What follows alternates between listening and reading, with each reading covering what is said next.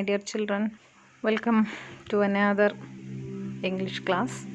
And today we are going to discuss the next chapter, that is the last one in the first unit.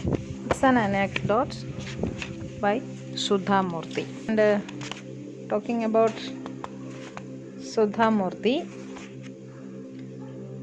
she was born in 1950 in Karnataka, and she's working as a teacher to teach the engineering students, and also a social worker. Then above, she is the co-founder and chairperson of Infosys. She was given Padma Shri and was a prominent figure in the field of literature. And here we have to discuss her childhood experience in this chapter. Let's move to it, shall we? So, നമ്മുടെ lesson തുടങ്ങുന്നതിന് മുൻപുള്ള introduction നോക്കാം. അത് begin ചെയ്തിരിക്കുന്നത് രണ്ടുവരി കവിതയിലാണ്. Backward, turn backward out time in your flights, make me a child again just for tonight. ഇത് rock me to sleep mother എന്ന് ടൈറ്റിൽ ചെയ്തിട്ടുള്ള എലിസബത്ത് അക്കേഴ്സ് എലൻ്റെ ഒരു കവിതയാണ്, കവിതയുടെ വരികളാണ്. നല്ല ടച്ചിങ് ആയിട്ടുള്ളൊരു കവിതയാണ് കേട്ടോ അത് നിങ്ങളൊന്ന് കേട്ട് നോക്കണേ. യൂട്യൂബ് നോക്കിയിട്ട് വളരെ മനോഹരമായിട്ട് ആലപിച്ചിരിക്കുന്ന ഇത് ഒന്ന് കേട്ട് നോക്കുക. നിങ്ങൾ ആദ്യം അതിൻ്റെ ലിറിക്സ് ഒന്ന് നോക്കിയതിന് ശേഷം വേണം നിങ്ങൾ അത് കേട്ട് നോക്കാൻ. അപ്പോൾ നിങ്ങൾക്ക് ലിറിക്സ് വായിക്കുമ്പോൾ തന്നെ അത് വളരെ ടച്ചിങ് ആയിട്ട് തോന്നും. എന്നിട്ട് അതൊന്ന് കേട്ട് നോക്കുക. അതിൻ്റെ ട്യൂണിങ്ങും ഒക്കെ വളരെ രസകരമായിട്ടുണ്ട്. എനിക്ക് ഒരുപാട് ഇഷ്ടപ്പെട്ടു, നിങ്ങൾക്കും അത് ഇഷ്ടപ്പെടും. അപ്പോൾ ഇതിൻ്റെ പേര് rock me to sleep mother എന്നാണ്. റോക്ക് മീ ടു സ്ലീപ്പ് എന്ന് മാത്രം നോക്കരുത്, rock me to sleep mother. Elizabeth Akers Allen ആണ് പോയറ്റ്. അപ്പോൾ അതിനകത്ത് മദറിനോട് ആവശ്യപ്പെടുന്ന കുറച്ച് കാര്യങ്ങളൊക്കെയാണ്. പാടിയുറക്കാനൊക്കെ ആവശ്യപ്പെടുന്ന, പഴയ കുട്ടിക്കാലം മടക്കി കൊണ്ടുവരാൻ ആഗ്രഹിക്കുന്ന പോയറ്റിനെയാണ് നമ്മളവിടെ കാണുന്നത്. അപ്പോൾ നമുക്കിവിടെ തന്നിരിക്കുന്നത് അതിൻ്റെ 2 ലൈൻസാണ്. Backward, turn backward out time. സമയം മുന്നോട്ടാണല്ലോ പോയിക്കൊണ്ടിരിക്കുന്നത്. സോ സമയത്തോട് ആവശ്യപ്പെടുകയാണ്, in your flight you just turn backward, ഒന്ന് പിന്നിലേക്ക് സഞ്ചരിക്കാമോ.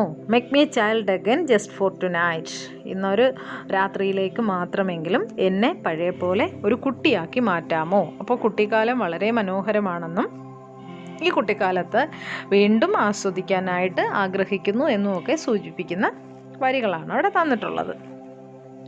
അപ്പോൾ നമ്മുടെ ഈ ചാപ്റ്ററിനകത്ത് സുധാമൂർത്തി പറയുന്നതും അവരുടെ കുട്ടിക്കാലത്തുള്ള ചില അനുഭവങ്ങൾ പറഞ്ഞുകൊണ്ടാണ് സ്റ്റാർട്ട് ചെയ്തിരിക്കുന്നത്. So remembering the good old childhood days often fills our mind with freshness and vigor and revitalizes us enough to go forward with confidence. അപ്പോൾ ഈ മുതിർന്ന ആൾക്കാരെ സംബന്ധിച്ച് നിങ്ങളുടെ കുട്ടിക്കാലം അങ്ങോട്ട് കഴിഞ്ഞു പോയിട്ടൊന്നുമില്ല പൂർണ്ണമായിട്ട്. നിങ്ങൾ കുട്ടികളായിട്ടിരിക്കുന്നതേ ഉള്ളൂ. ഇനിയും കുറേ കൂടി മുതിർന്ന് കഴിയുമ്പോഴത്തേക്ക്, എന്നാലും നിങ്ങൾക്കും നിങ്ങളെക്കാളും ചെറിയ കുട്ടികളുടെ, അതായത് വീട്ടിൽ ചെറിയ അനിയനും അനിയത്തിയും ഒക്കെ ഉണ്ടെങ്കിൽ അവരുടെ കാര്യമൊക്കെ ആലോചിക്കുമ്പം അവർക്ക് കിട്ടുന്ന ആ ഒരു പരിഗണനയും വാത്സല്യവും ഒക്കെ കാണുമ്പോഴത്തേക്ക് നിങ്ങൾക്കും കുശുമ്പ് തോന്നാറുണ്ടല്ലോ. അപ്പോൾ അതുപോലെ എല്ലാവരും അവരവരുടെ കുട്ടിക്കാലങ്ങളിലേക്ക് മടങ്ങിപ്പോകാൻ ആഗ്രഹിക്കുന്നവരാണ്. Remembering the good old childhood days often fills our mind with freshness and vigor. എപ്പോഴും ചൈൽഡ്ഹുഡ് ഡേയ്സിലെ ആ നല്ല ദിനങ്ങളെക്കുറിച്ച് ഓർക്കുന്നത്, ആ ഓർമ്മകൾ often fills our minds, നമ്മുടെ മനസ്സിനെ എന്തുകൊണ്ട് നിറയ്ക്കാറുണ്ട്? With freshness and vigour. ആ ഓർമ്മകൾ നമുക്കൊരു ഉന്മേഷം പകർന്നു തരാറുണ്ട്, അത് നമുക്ക് എനർജി പകർന്നു തരാറുണ്ട്. And revitalises us enough to go forward with confidence. ആത്മവിശ്വാസത്തോടു കൂടി മുന്നോട്ട് പോകുന്നതിന് ആവശ്യമായിട്ടുള്ള, പുനരുജ്ജീവിപ്പിക്കുന്നതിന് ആവശ്യമായിട്ടുള്ള എനർജി നമുക്ക് ആ നല്ല ദിനങ്ങളെക്കുറിച്ചുള്ള ഓർമ്മയിൽ നിന്ന് എല്ലായ്പ്പോഴും കിട്ടാറുണ്ട്. അപ്പോൾ അത്തരത്തിൽ ചൈൽഡ്ഹുഡ് ഡേയ്സിനെ ഓർക്കുകയാണ് നമ്മുടെ റൈറ്ററായിട്ടുള്ള സുധാമൂർത്തിയെക്കുറിച്ച് നമ്മൾ പറഞ്ഞു. Writer in Kannada, Marathi and also in ഇംഗ്ലീഷിലും കന്നഡയിലും മറാത്തിയിലും ഒക്കെ എഴുതുന്ന എഴുത്തുകാരിയാണ് സുധാമൂർത്തി. ഒപ്പം ടീച്ചറാണ്, ഒരു എൻജിനീയറിംഗ് ടീച്ചർ ആണ്, സോഷ്യൽ വർക്കറാണ്, പിന്നെ നമ്മൾ ഈ പറഞ്ഞ ഇൻഫോസിസിൻ്റെ കോ-ഫൗണ്ടറും ചെയർപേഴ്സണും ഒക്കെയാണ്. അപ്പോൾ സുധാമൂർത്തിയുടെ കുറച്ച് ചൈൽഡ്ഹുഡ് മെമ്മറീസ് പറഞ്ഞുകൊണ്ടാണ് നമ്മുടെ ഈ ഒരു ലെസൺ സ്റ്റാർട്ട് ചെയ്യുന്നത്. വളരെ പ്രധാനപ്പെട്ട, ജീവിതത്തിലെ വളരെ പ്രധാനപ്പെട്ട ഒരു കാര്യത്തെക്കുറിച്ച് ചർച്ച ചെയ്യുന്നതിന് കുട്ടിക്കാലം മുതൽ കിട്ടിയ ഒരു എക്സ്പീരിയൻസിനെയൊക്കെ ഷെയർ ചെയ്യുകയാണ് ഇവിടെ സുധാമൂർത്തി. നോക്കാം നമുക്ക് എന്താണ് നമ്മുടെ ചാപ്റ്ററിനകത്ത് പറയുന്നതെന്ന്. നമ്മുടെ ചാപ്റ്റർ ടൈറ്റിൽ ചെയ്തിരിക്കുന്നത് ഹൊരഗല്ലു എന്നാണ്. ഈ ഹൊരഗല്ലു എന്ന് പറയുന്ന സാധനം നിങ്ങൾക്ക് സുപരിചിതമായിട്ടുള്ള ഒന്നാണ്. കാരണം നമുക്ക് ഹൊരഗല്ലു കാണാനായിട്ട് ദൂരെ ഒരിടത്തും പോണ്ട. നമ്മുടെ സ്ഥാപനത്തിൻ്റെ മുന്നിൽ വഴിയമ്പലത്തോട് ചേർന്ന് ഒരു ഹൊരഗല്ലു ഇരിപ്പുണ്ട്. അറിയാമല്ലോ നിങ്ങൾക്ക്. ഹൊരഗല്ലു എന്നതിന് ചുമടു താങ്ങി, അത്താണി എന്നൊക്കെയാണ് വാക്കിൻ്റെ അർത്ഥം. അപ്പോൾ നമ്മുടെ ആ പുളിയുടെ ചുവട്ടിൽ 2 കല്ലുകൾ കുത്തനെ നിർത്തിയിട്ട് അതിൻ്റെ കുറുകെ ഒരു ഫ്ലാറ്റ് സ്റ്റോൺ കൂടി അങ്ങനെ വെച്ചിരിക്കുന്ന ആ സംവിധാനമാണ് ഹൊരഗല്ലു എന്ന് പറയുന്നത്. അപ്പോൾ എന്തിനാണ് ഈ സാധനം അവിടെ സ്ഥാപിച്ചിരിക്കുന്നത്? ശരിക്കും അതിൻ്റെ പേര് സൂചിപ്പിക്കുന്നത് പോലെ തന്നെ അതൊരു ചുമട് താങ്ങിയാണ്. നമ്മുടെ ചാപ്റ്ററിൽ പറയുന്നിടത്ത് ആൾക്കാർ അതിൻ്റെ പുറത്ത് കയറിയിരിക്കുന്ന വിധത്തിലുള്ള സ്ട്രക്ചറിനെ കുറിച്ചാണ് പറയുന്നത്. എന്ന് പറഞ്ഞാൽ ഉയരം കുറവായിരിക്കും. നമ്മുടെ അവിടെ സ്ഥാപിച്ചിരിക്കുന്നതിനകത്ത് ഉയരമുണ്ട്. അതിൻ്റെ പുറത്ത് കയറിയിരിക്കൽ ഡിഫിക്കൽട്ടാണ്. ചേട്ടന്മാരൊക്കെ കയറി ഇരിക്കുന്നത് നിങ്ങൾ കണ്ടിട്ടുണ്ടായിരിക്കും, പക്ഷേ പ്രയാസപ്പെട്ടാണ് കയറേണ്ടി വരുന്നതല്ലേ. അപ്പോൾ അത് ചുമട് ഇറക്കി വയ്ക്കുന്നതിനുള്ള ഒരു സംഗതിയായിരുന്നു. നമ്മുടെ ആ ജംഗ്ഷനിൽ സ്ഥാപിച്ചിരിക്കുന്ന വഴിയമ്പലവും അതിനോട് അനുബന്ധമായിട്ട് ഉള്ള കിണറും പിന്നെ ഈ ചുമട് താങ്ങിയും ഒക്കെ വഴിയാത്രക്കാരെ സഹായിക്കാൻ വേണ്ടിയിട്ട് ഉള്ളതായിരുന്നു. പണ്ട് കാലത്ത് ഇതുപോലെ ഗതാഗത സൗകര്യമൊന്നും ഇല്ലാതിരുന്ന കാലഘട്ടത്തിൽ നമ്മുടെ ഈ മലയോര ഗ്രാമങ്ങളിൽ നിന്ന് ഉള്ള ഇപ്പോൾ കാർഷിക വിഭവങ്ങളൊക്കെ ആയിരിക്കുമല്ലോ, ഇതൊക്കെ വിൽപ്പന നടത്തുന്നതിന് വേണ്ടിയിട്ട് ചന്തയിലേക്ക് കൊണ്ടുപോകുന്ന ആൾക്കാർക്ക്, അല്ലെങ്കിൽ അതുപോലെ നടന്നു പോകുന്ന വഴിയാത്രക്കാർക്ക് ഒക്കെ, നടന്നല്ലേ യാത്ര ചെയ്യുന്നത്, അപ്പോൾ അങ്ങനെ പോകുന്ന വഴിയാത്രക്കാർക്ക് ഒക്കെ സഹായകമായ വിധത്തിലുള്ള ഒരു സംവിധാനമാണ് നമ്മുടെ ഈ വഴിയമ്പലവും അതിനോട് ചേർന്നുള്ള കിണറും പിന്നെ ആ ചുമട് താങ്ങിയും. അപ്പോൾ ആൾക്കാർ തലയിൽ വലിയ ചുമടൊക്കെ ആയിട്ടായിരിക്കും പോണത്. അതല്ലെങ്കിൽ വല്ല കാളവണ്ടിയിലോ മറ്റോ ആയിരിക്കും യാത്ര ചെയ്യുന്നത്. അപ്പോൾ അങ്ങനെ പോകുന്ന ആൾക്കാർക്ക് വഴിയിൽ ഇടയ്ക്ക് ഒരിടത്ത് ഇപ്പോൾ വെള്ളം കുടിക്കാനോ അല്ലെങ്കിൽ വിശ്രമിക്കാനോ ഉള്ള സൗകര്യങ്ങളൊന്നും വേറൊന്നും ഇല്ലാത്തതുകൊണ്ട് ഇങ്ങനെ നടന്നു പോണ ആൾക്കാർ, ക്ഷീണിച്ച് വരുന്ന ആൾക്കാരെ സംബന്ധിച്ച് അവരുടെ തലയിലിരിക്കുന്ന ചുമട് മറ്റൊരാളിൻ്റെ സഹായം കൂടാതെ തലയിൽ നിന്ന് നീക്കി ഇറക്കി ആ കല്ലിൻ്റെ പുറത്തോട്ട് വെച്ചിട്ട് കിണറ്റിൽ നിന്ന് വെള്ളമൊക്കെ കോരി കുടിക്കാനുള്ള സംവിധാനങ്ങളൊക്കെ ഉണ്ടായിരുന്നു. അപ്പോൾ കിണറ്റിൽ നിന്ന് വെള്ളം കോരി കുടിക്കുകയോ മുഖവും കൈകാലും ഒക്കെ കഴുകുകയോ ഒക്കെ ചെയ്യുന്നതിനും പിന്നെ വഴിയമ്പലത്തിനകത്ത് വിശ്രമിക്കുന്നതിനും ഒക്കെ ഉള്ള സൗകര്യങ്ങൾ, ഈ കാളവണ്ടിയിലൊക്കെയാണ് വരുന്നതെങ്കിൽ കാളയ്ക്ക് വെള്ളം കൊടുക്കുന്നതിന് ഒക്കെയുള്ള സൗകര്യങ്ങൾ ആണ് അവിടെ അറേഞ്ച് ചെയ്തിരിക്കുന്നത്. അപ്പോൾ അതുപോലത്തെ ഒരു ഹൊരഗല്ലുവിൻ്റെ കാര്യം നമ്മുടെ ചാപ്റ്ററിൽ പറയുന്നുണ്ട്. ഇനി ഹൊരഗല്ലു, ചുമട് താങ്ങി അല്ലെങ്കിൽ അത്താണി അതെന്താണ് എന്നതിനെക്കുറിച്ചുള്ള ഒരു ഡിസ്ക്രിപ്ഷൻ ആണ് നമ്മുടെ ഈ ചാപ്റ്ററിനകത്ത് സുധാമൂർത്തി എന്ന റൈറ്റർ തരുന്നത്. അപ്പോൾ നമുക്കിനി ചാപ്റ്ററിലേക്ക് കടക്കാം. Hot summer days remind me of my childhood in a little village. There was a large banyan tree right in the middle of the village, and I would spend many hours playing under it during my holidays. So, Sudhamurthy is remembering her childhood in a little village. ഒരു ചെറിയ ഗ്രാമത്തിൽ ചെലവഴിച്ച കുട്ടിക്കാലത്തെക്കുറിച്ച് ഓർക്കുന്നു. എപ്പോൾ ചെലവഴിച്ചതിനെക്കുറിച്ചാണ്? Hot summer days. Summer days എന്നൊക്കെ പറയുമ്പോൾ നമുക്കറിയാം അത് സമ്മർ വെക്കേഷനെ ആയിരിക്കും സൂചിപ്പിക്കുന്നത്, അല്ലേ? സോ ഹോട്ട് സമ്മർ ഡേയ്സ്, അങ്ങനെ ചൂട് കൂടിയ വേനൽക്കാല ദിനങ്ങൾ റിമൈൻഡ് മീ, എന്നെ ഓർമ്മിപ്പിക്കാറുണ്ട്, of my childhood in a little village. ആ ഒരു ചെറിയ ഗ്രാമത്തിൽ ചെലവഴിച്ച എൻ്റെ കുട്ടിക്കാലത്തെക്കുറിച്ച് ഉള്ള ഓർമ്മകൾ ഈ സമ്മർ ഡേയ്സ് ആകുമ്പം എനിക്ക് ഉണ്ടാകാറുണ്ട്. There was a large banyan tree right in the middle of the village. എന്താണ് ആ വില്ലേജിനുള്ള സവിശേഷത? There was a large banyan tree, വലിയൊരു ആൽമരം ഉണ്ടായിരുന്നു right in the middle of the village. ഗ്രാമത്തിൻ്റെ ഒത്ത നടുക്കായിട്ട് ഒരു വലിയ ആൽമരം.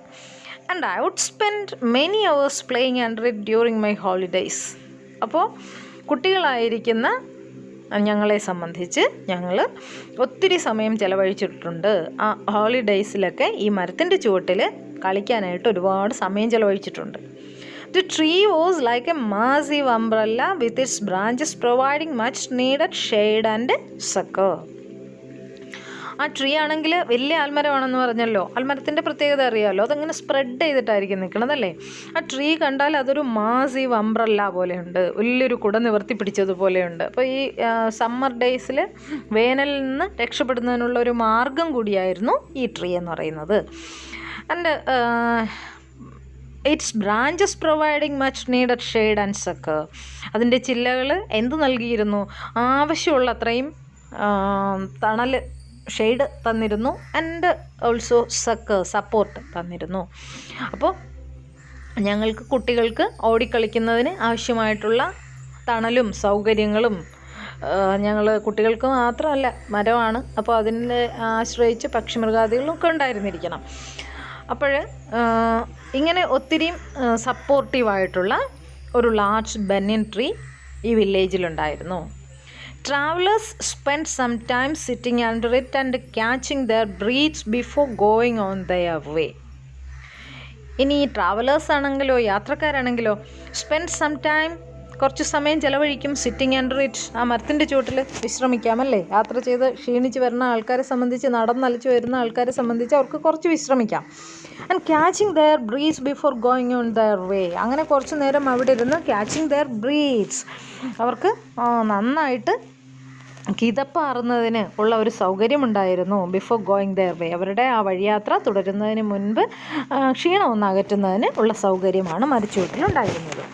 To make them comfortable there was a horagallu under the tree.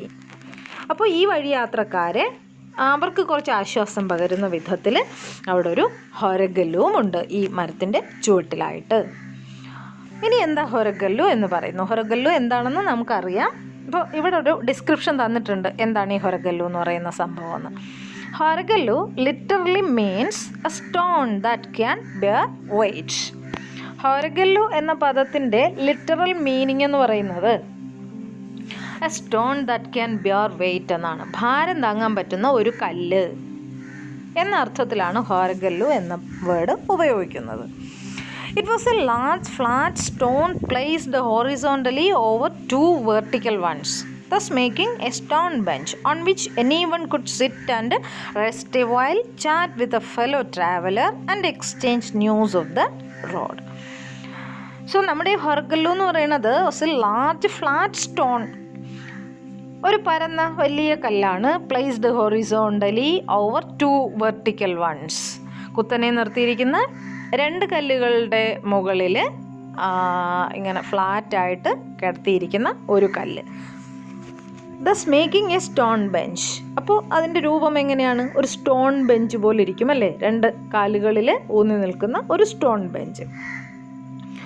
On which anyone could sit and rest a while. അതിൻ്റെ മുകളിൽ ആൾക്കാർക്ക് കയറിയിരുന്ന് വിശ്രമിക്കാം. Chat with a fellow traveller and exchange news of the road. അപ്പോൾ ഫെലോ ട്രാവലറുമായിട്ട്, സഹയാത്രികരുമായിട്ട് സംസാരിക്കാം.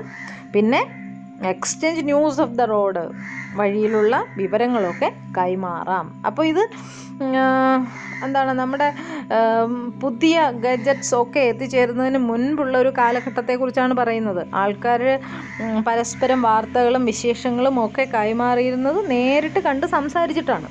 അപ്പോൾ അധികം ഗതാഗത സൗകര്യം ഒന്നും ഇല്ലാത്ത ഇടത്ത് നമ്മുടെ സ്ഥലത്തെ കാര്യം തന്നെ, നമ്മുടെ മെത്രമല ജംഗ്ഷനിലെ കാര്യം തന്നെ ആലോചിച്ച് നോക്കൂ. അപ്പോൾ ദൂരെ നിന്നൊക്കെ നടന്നു വരുന്ന ആൾക്കാർ, ഇപ്പോൾ പരപ്പിൽ മുതലുള്ള ഭാഗങ്ങളിൽ നിന്നൊക്കെ നടന്നു വരുന്ന ആൾക്കാർ, കല്ലറയിലോട്ട് പോണവരും കല്ലറയിൽ നിന്ന് തിരികെ വീടുകളിലേക്ക് മടങ്ങുന്നവരുമായിട്ടുള്ള ആൾക്കാരെ സംബന്ധിച്ച് വഴിയിലുള്ള ന്യൂസൊക്കെ കൈമാറുന്നതിന്, ഇപ്പം ഇതുപോലെ വികസിച്ച റോഡൊന്നും അല്ലല്ലോ, ഒരു ഊടുവഴിയാണുള്ളത്. അപ്പോൾ ആ വഴിയിലൂടെ നടന്നു പോകുമ്പം എവിടെയെങ്കിലും അപകടം ഉണ്ടെങ്കിൽ അതിനെക്കുറിച്ച് മുന്നറിയിപ്പ് കൊടുക്കുന്നതിനോ, അല്ലെങ്കിൽ കാട്ടുമൃഗങ്ങളെക്കുറിച്ച് മുന്നറിയിപ്പ് കൊടുക്കുന്നതിനോ, അല്ലെങ്കിൽ മറ്റെന്തെങ്കിലുമൊക്കെ കാര്യങ്ങൾ, ചന്തയിലെത്തിയിട്ട് ഉള്ള സാധനങ്ങളുടെ വിലവരത്തെക്കുറിച്ച് സംസാരിക്കുന്നതിനോ ഒക്കെ ഈ സ്ഥലത്ത് വന്നിരിക്കുന്ന ആൾക്കാർ അതിന് വേണ്ടിയിട്ട് കൂടി ഈ സ്ഥലത്തെ ഉപയോഗപ്പെടുത്തിയിരുന്നു. അപ്പോൾ ഇവിടെ പറയുന്നത് ആൽമരത്തിൻ്റെ ചുവട്ടിലുള്ള ഹൊരഗല്ലുവിൻ്റെ കാര്യമാണ്.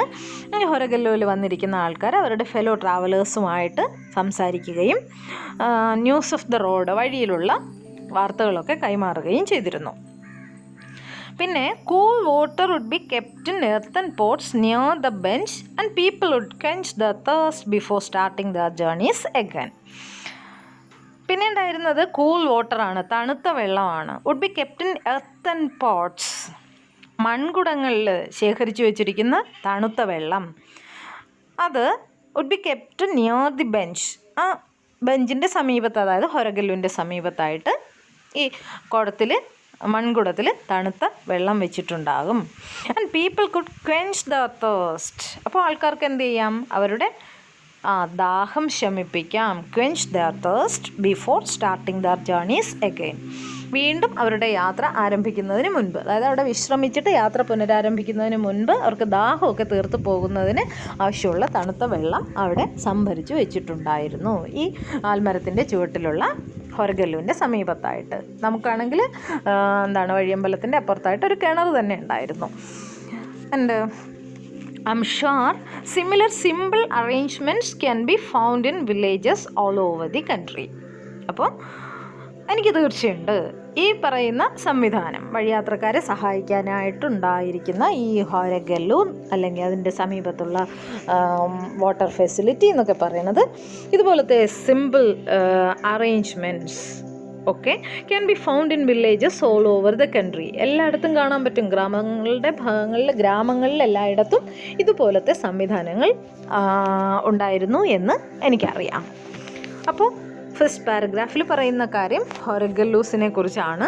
സുധാമൂർത്തി അവരുടെ കുട്ടിക്കാലത്തെക്കുറിച്ച് ഓർക്കുകയാണ്. അവർ ഗ്രാമത്തിൽ സമ്മർ ഹോളിഡേയ്സ് ചിലവഴിക്കുമ്പം ആൽമരത്തിൻ്റെ ചുവട്ടിൽ കളിക്കാൻ പോകുമായിരുന്നതും അവിടെ ഉണ്ടായിരുന്ന ഹൊരഗല്ലു എന്താണ് എന്ന്, അതിൻ്റെ മീനിങ് എന്താണെന്ന് ഒക്കെ അവിടെ തന്നിട്ടുണ്ട്. അതൊക്കെ വായിച്ച് നോക്കുക. Okay, shall we move to the next paragraph? The Haragallu in our village holds special memories for me as it is inextricably linked with my grandfather. അപ്പോൾ ഞങ്ങളുടെ ഗ്രാമത്തിലെ ഈ ഹൊരഗല്ലു എന്നെ സംബന്ധിച്ച് hold special memories for me, ചില സവിശേഷമായ ഓർമ്മകൾ സമ്മാനിക്കുന്നുണ്ട്. As it is inextricably linked with my grand father.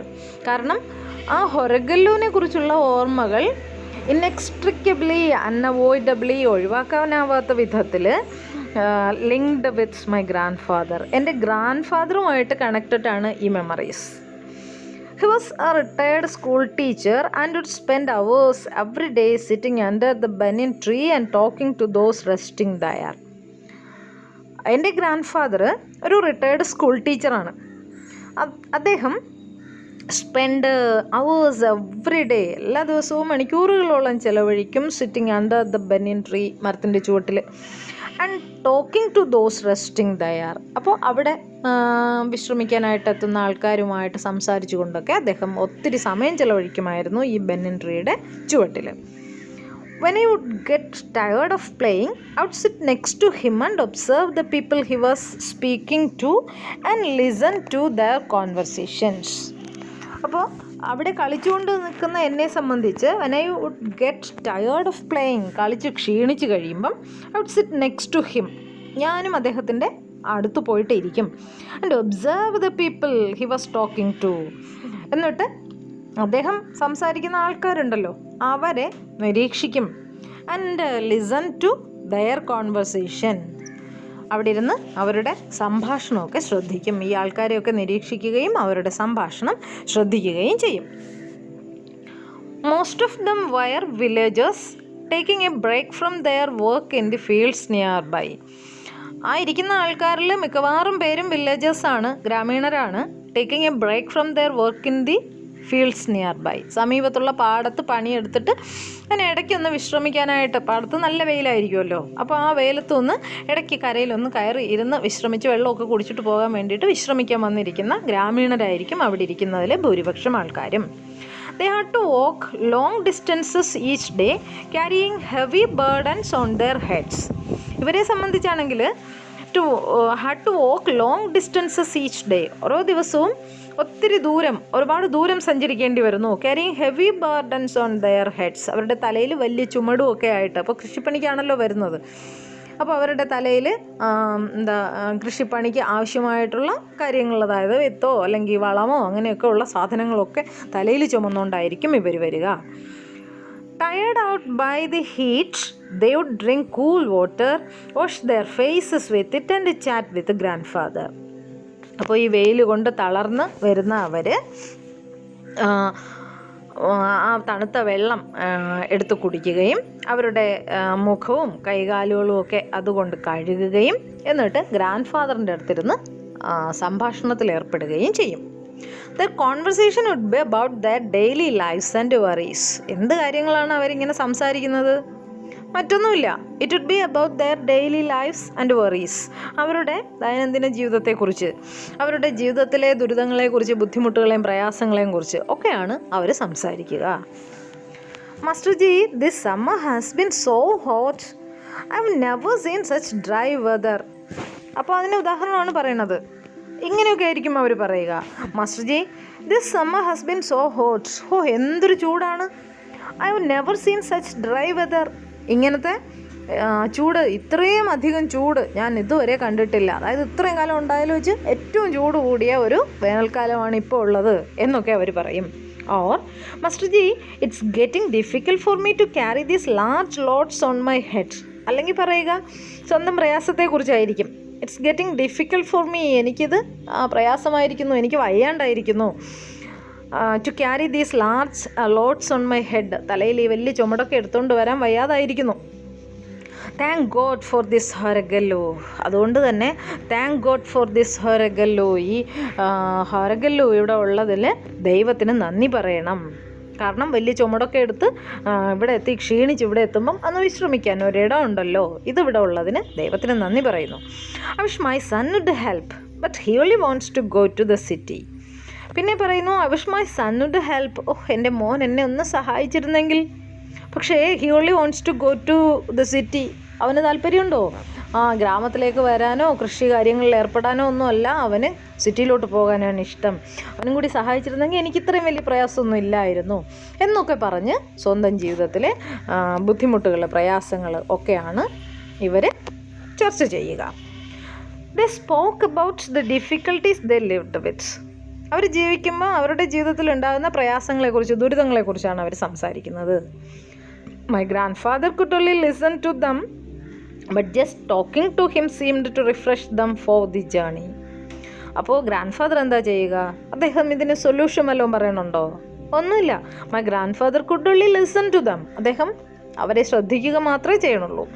But just talking to him seemed to refresh them for the journey. പക്ഷേ അദ്ദേഹത്തോട് അങ്ങനെ സംസാരിക്കുന്നത് അവരുടെ യാത്ര തുടരുന്നതിൽ അവർക്കൊരു ഊർജം പകരുന്നത് പോലെ. അതായത് തലയിൽ ചുമട് ഒന്ന് ഇറക്കി വെച്ച് വിശ്രമിച്ചപ്പോൾ വീണ്ടും ആ ചുമട് ചുമന്നുകൊണ്ട് പോകാൻ ഉള്ള എനർജി അവർക്ക് കിട്ടിയതുപോലെ അവരുടെ മനസ്സിലുണ്ടായിരുന്ന ആ ഭാരത്തെ, ജീവിത ദുരിതമാകുന്ന ഭാരത്തെ ഒരിടത്തൊന്ന് ഇറക്കി വെച്ചിട്ട്, എന്ന് വെച്ചാൽ അത് മാഞ്ഞു പോകത്തൊന്നുമില്ലല്ലോ, ആ ഭാരം അവരുടെ ചുമലിൽ തന്നെ ഉണ്ട്. എന്നാലും അതൊന്ന് ഇറക്കി വെച്ചൊന്ന് വിശ്രമിച്ച് കഴിഞ്ഞപ്പോൾ, അതായത് ഒരാളിനോടൊന്ന് തുറന്നു പറഞ്ഞു കഴിഞ്ഞപ്പം ഒരല്പം ആശ്വാസം കിട്ടിയതുപോലെ ആണ് അവർ പെരുമാറുക. അപ്പോൾ ഇവിടെ ഗ്രാൻഡ് ഫാദർ അവർക്ക് സപ്പോർട്ട് കൊടുക്കുകയാണ് ചെയ്യുന്നത്. ഒരു മെൻ്റൽ സപ്പോർട്ടാണ് കിട്ടുന്നത്, അല്ലേ? നമുക്ക് മനസ്സിൽ കുറേ ടെൻഷനൊക്കെ ഉണ്ടെങ്കിൽ അത് തുറന്നു പറയാൻ പറ്റണ ഒരു നല്ല സുഹൃത്തിനോട് അതൊക്കെ ഒന്ന് ഷെയർ ചെയ്ത് കഴിയുമ്പോഴത്തേക്കും പ്രശ്നത്തിന് പരിഹാരമൊന്നും കിട്ടിയിട്ടുണ്ടാവില്ലെങ്കിൽ കൂടി അതൊന്ന് പറഞ്ഞു കഴിയുമ്പോൾ ഉണ്ടാകുന്ന ഒരാശ്വാസം, അതുപോലെ ഒരാശ്വാസമാണ് ഈ മനുഷ്യർക്ക് ഗ്രാൻഡ് ഫാദറിനോട് സംസാരിക്കുമ്പോൾ കിട്ടുക. അദ്ദേഹം മറുപടിയൊന്നും പറയണില്ല, വെറുതെ കേട്ടിരിക്കുക മാത്രമേ ചെയ്യണുള്ളൂ. പക്ഷേ അതവർക്ക് ആശ്വാസം പകരുന്നു. After some time they would pick up their burdens with some ease and go on their way. എന്തായാലും കുറച്ച് സമയം അങ്ങനെ ഇരുന്ന് വിശ്രമിച്ച് കാര്യങ്ങളൊക്കെ പറഞ്ഞതിന് ശേഷം they would pick up their burdens with some ease. ഒരല്പം ആശ്വാസത്തോടു കൂടി അവർ അവരുടെ ആ ചുമട് ഭാരമൊക്കെ വീണ്ടും എടുക്കുന്നു. and go on their way. അവരുടെ പാത തുടരുകയും ചെയ്യുന്നു. The Horgallu was an important feature in their lives, and as a child I would often not understand why they blessed it so often for being there. അപ്പോൾ ഈ ഹൊറഗല്ലു എന്ന് പറയുന്നത് അവരെ സംബന്ധിച്ച് അവരുടെ ജീവിതത്തിലെ ഏറ്റവും പ്രധാനപ്പെട്ട ഒരു ഘടകമാണ് എന്നാണ് അവരുടെ സംഭാഷണത്തിൽ നിന്ന് എനിക്ക് മനസ്സിലാകുക. അപ്പോൾ ഒരു കുട്ടിയായിരിക്കുന്ന എന്നെ സംബന്ധിച്ച് I would not often understand why they blessed it so often for being there. എനിക്ക് മനസ്സിലാകുന്നുണ്ടായിരുന്നില്ല എന്തിനാണ് ഈ ഹൊറഗല്ലു അവിടെ ഉള്ളതിൽ ഇവർ ഇത്രയും ദൈവത്തിന് നന്ദി പറയുന്നത്, ഇത് ഇത്രയും വലിയൊരു അനുഗ്രഹമാണ് എന്ന് അവർ പറയുന്നത് എന്തുകൊണ്ടാണ് എന്ന് കുട്ടിയായിരുന്ന എനിക്ക് മനസ്സിലാകുമായിരുന്നില്ല. After all it was only a stone bench. After all എന്നെ സംബന്ധിച്ച് അത് എന്തു മാത്രമാണ്, ഒരു സ്റ്റോൺ ബെഞ്ച് മാത്രമാണ്. ഇതിനെന്താ ഇത്രയും വലിയ പ്രത്യേകത, ഇതിനെ ഇത്രയും പുകഴ്ത്താൻ എന്താ എന്നൊന്നും എനിക്ക് മനസ്സിലാകുമായിരുന്നില്ല. It was my grandfather who told me. Grand എന്നോട് അതിനെക്കുറിച്ച് പറഞ്ഞു തന്നത്. Child, a Horgallu is essential in any journey. അദ്ദേഹം എന്നോട് പറഞ്ഞത് ഇങ്ങനെയാണ്. ഗ്രാൻഡ് ഫാദർ എനിക്ക് പറഞ്ഞു തന്നു, ഏതൊരു യാത്രയിലും ഒരു ഹൊറഗല്ലു അത്യാവശ്യമാണ്. അപ്പോൾ ഇവിടെ യാത്രയെന്ന് പറയുമ്പോൾ ജീവിതയാത്രയെ സൂചിപ്പിക്കുകയാണ്. ജേണി എന്ന് പറയുന്നത് നമ്മൾ നടന്നു പോകുന്ന ആ വഴിയാത്രയെക്കുറിച്ച് മാത്രമല്ല, ഒരു സിംബലൈസ് ചെയ്ത് പറഞ്ഞിരിക്കുകയാണ് ജേണി ഓഫ് ലൈഫിനെ. So a horagallu is essential in any journey. ഏതൊരു യാത്രയിലും ഒരു ചുമട് താങ്ങി ഇറക്കി വയ്ക്കാൻ ഒരു അത്താണി ആവശ്യമാണ്. We all carry burdens according to our situations and capacities. നമ്മളെല്ലാവരും എന്ത് ചെയ്യുന്നവരാ, മനുഷ്യരെല്ലാവരും വി ക്യാരി അവർ ബേർഡൻസ്. നമ്മുടെ ഭാരം, ജീവിതമാകുന്ന ഭാരം, ജീവിതയാത്രയിൽ കുറേയധികം പ്രശ്നങ്ങൾ അതിനെയൊക്കെ ഇങ്ങനെ ചുമന്നുകൊണ്ട് പോവാണ്. According to our situations and capacities.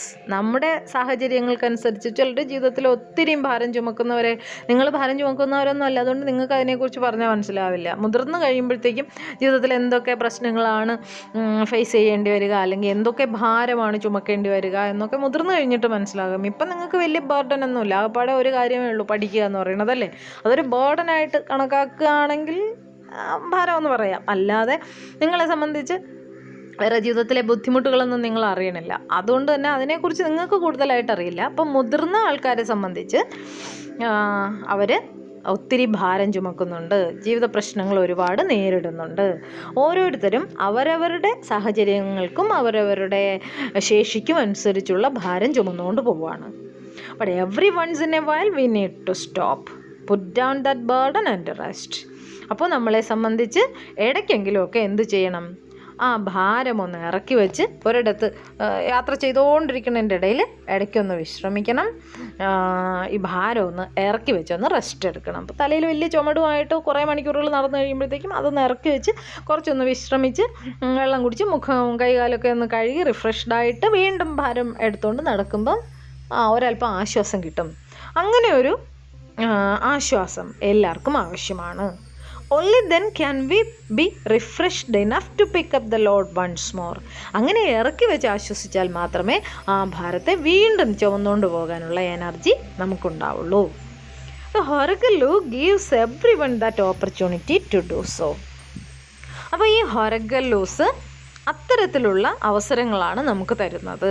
ഇങ്ങനെ ഭാരം ഇറക്കി വെച്ച് വിശ്രമിക്കുന്നതിന് ആവശ്യമുള്ള അവസരങ്ങളാണ് ഹൊരഗല്ലു നമുക്ക് തരുന്നത്. It helps people regain their strengths. അപ്പോൾ എന്താ ഹൊരഗല്ലുവിനെ കൊണ്ടുള്ള പ്രയോജനം? It helps people regain their strengths. അവരുടെ എനർജി, സ്ട്രെങ്ത് വീണ്ടെടുക്കുന്നതിന് ആൾക്കാരെ സഹായിക്കുന്നുണ്ട് ഈ ഹൊരഗല്ലൂസ്. അപ്പോൾ അതാണ് ഹൊരഗല്ലുവിനുള്ള പ്രത്യേകത. അത് ആളുകളെ അവരുടെ ഭാരം ചുമക്കുന്നതിൽ സപ്പോർട്ട് ചെയ്ത് കൊടുക്കുകയാണ്. ജീവിതയാത്രയിലും ഇതുപോലെ ഒരു സപ്പോർട്ട് ആവശ്യമാണ്. ജീവിതയാത്രയിൽ അവരുടെ ആ ടെൻഷൻസ് ഒക്കെ ഒന്ന് ഇറക്കി വയ്ക്കുന്നതിന് ഒരു ആശ്രയം, ഒരു അത്താണി, ഒരു സുഹൃത്തിൻ്റെയെങ്കിലും സാമീപ്യം അത് ആവശ്യമാണ്. ഇതൊന്ന് ഇറക്കി വയ്ക്കുക എന്ന് പറയുമ്പം നമ്മുടെ ടെൻഷനൊക്കെ അങ്ങ് ഇറക്കി വെച്ച് അതോടെ മായ്ച്ച് കളയാനൊന്നും പറ്റില്ല. അപ്പോൾ അത് മറ്റൊരാളിനോടൊന്ന് ഷെയർ ചെയ്ത് കഴിയുമ്പോൾ ഉണ്ടാകുന്ന ആ ഒരു ആശ്വാസം അത് കിട്ടുന്നത് ജീവിതയാത്ര തുടരുന്നതിന് ഹെൽപ്ഫുള്ളായിരിക്കും. നമ്മൾ റിഫ്രഷ്ഡായിട്ട് മാറുന്നതിന് അത് നമ്മളെ സഹായിക്കും എന്നൊക്കെയാണ് ഗ്രാൻഡ് ഫാദർ കുട്ടിയായിരുന്ന സുധാമൂർത്തിക്ക് അന്ന് പറഞ്ഞു കൊടുത്തിരുന്നത്. സോ അത്രയും കാര്യങ്ങളാണ് ഗ്രാൻഡ് ഫാദറുമായിട്ട് ബന്ധപ്പെടുത്തി ആ ചാപ്റ്ററിനകത്ത് പറഞ്ഞിരിക്കുന്നത്. ഇനി അടുത്ത ഭാഗത്ത് മറ്റൊരു ഇൻസിഡൻ്റാണ് ഡിസ്ക്രൈബ് ചെയ്യുന്നത്. അത് നമുക്ക് അടുത്ത സെഷനിൽ കണ്ടിന്യൂ ചെയ്യാം. Okay, thank you.